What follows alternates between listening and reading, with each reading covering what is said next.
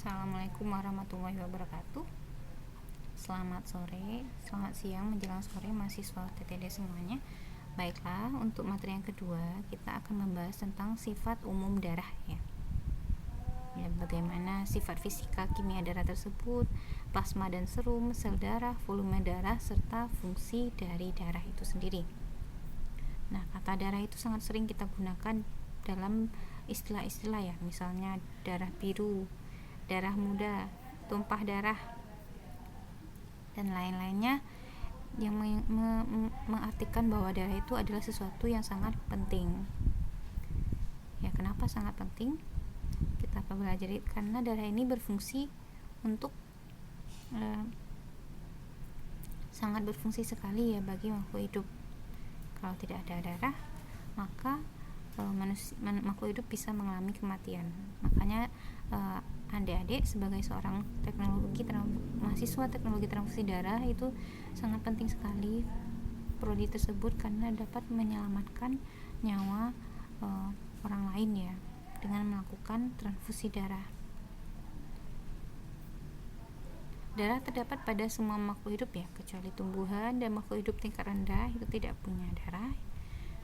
Nah, jaringan tubuh yang mengandung darah lengkap adalah jaringan darah cairan. Jaringan tubuh yang mengandung bermacam-macam sel darah yang bergabung dalam cairan kekuningan yang kita sebut dengan plasma. Sifat fisika kimia darah itu yang pertama kental dan berwarna merah. Warna merah ini akan disebabkan oleh adanya senyawa yang terkandung pada sel darah tersebut. Karena manusia sel darahnya mengandung hemoglobin, maka sel darahnya akan berwarna merah. Dan juga dipengaruhi oleh senyawa atau molekul-molekul yang tersuspensi di dalam darah tersebut. Massa jenis darah itu antara 1000 ya 54 sampai 1060. Laju viskositasnya sekitar 3 sampai 5 kali viskositas air, memiliki laju endap serta pH-nya 7,4, lebih tinggi dari pH air. Selanjutnya plasma dan serum. Bapak Ibu di sini sudah tahu ya perbedaan dari kedua, adik-adik sudah tahu perbedaan dari kedua jenis ini antara plasma dan serum. Perbedaannya adalah plasma ini mengandung faktor-faktor koagulasi atau faktor penggumpalan darah ya. Sementara serum itu sudah diambil faktor koagulasinya. Dia tidak mengandung zat-zat antikoagulasi sehingga sudah tidak terdapat faktor-faktor koagulasi di sana. Plasma berupa cairan yang homogen dan berwarna kekuningan. Kalau kita sentrifus, nanti plasma itu akan kelihatan pada bagian atas ya, dia akan terapung. Nah, sementara sel darah itu terdiri dari eritrosit, sel darah merah, sel darah putih, leukosit, dan trombosit, yakni keping-keping darah. Nah, ini kita harus tahu ya pembagian dari sel darah itu apa saja yang akan dibuat ke dalam produk darah nantinya, itu adik-adik harus tahu. Kemudian juga plasma juga adik-adik juga harus tahu. Nanti ada mata kuliah komponen darah, di sana terjadi yang mempelajari tentang proses pemisahan komposisi darah. Jadi jika seseorang melakukan transfusi darah dan membutuhkan satu komponen saja, maka bisa dilakukan proses pemisahan sel-sel darah tersebut. Nah, ini masing-masing fungsi dari sel darah, baik sel darah merah, putih, sel pembeku darah atau trombosit, serta fungsi dari plasma. Nah, sel darah merah itu berfungsi untuk mengangkut oksigen, sel darah putih melindungi tubuh atau sebagai antibodi, dan trombosit atau sel darah pembeku untuk menghentikan pendarahan. Sedangkan plasma berfungsi untuk mengangkut sel darah, protein, faktor pembeku, dan zat kimia lainnya.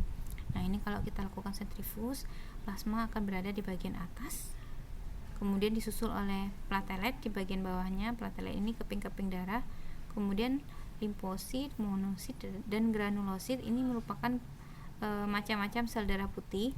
Dan pada bagian bawah kita akan temukan yang namanya eritrosit, sel darah merah.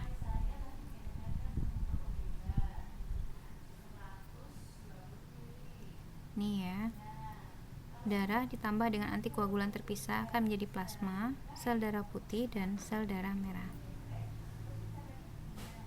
Ini beberapa faktor penentu komposisi darah. Sementara fungsi darah itu sangat penting sekali ya. Contohnya respirasi seluler, dia akan menggunakan oksigen dan mengedarkannya ke seluruh tubuh untuk digunakan, dan mengeluarkan karbon dioksida ke luar dari tubuh. Ekspirasi seluler.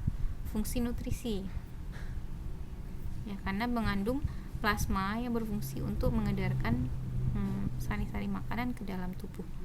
Fungsi ekresi, pengeluaran sisa metabolisme, juga darah sangat berfungsi di sini. Imunitas tentunya pada sel leukosit atau sel darah putih. Humoral, menghantarkan darah, hormon dari kelenjar endokrin dihantarkan darah ke sel-sel yang membutuhkan. Fungsi mengatur tekanan osmotik, menjaga kecairan keseimbangan tubuh, itu sangat penting. Dan masih banyak lagi fungsi dari sel darah merah itu sendiri. Nah, ini biokimia warna darah ya. Tadi sudah saya jelaskan, warna darah itu disebabkan karena adanya senyawa kimia yang tersuspensi di dalam darah itu sendiri. Contohnya pada manusia terdapat senyawa hemoglobin di dalam darah yang menyebabkan darahnya berwarna merah. Begitu juga dengan kelompok laba-laba, krustase, cumi-cumi, dan gurita, itu dia mengandung hemosianin yang menyebabkan darahnya berwarna biru. Dan kemudian Polychaeta laut, ini kelompok hewan ular ya, cacing laut.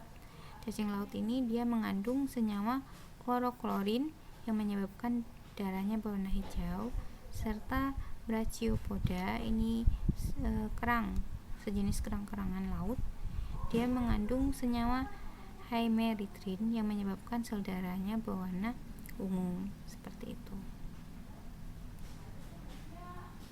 Ya, terima kasih.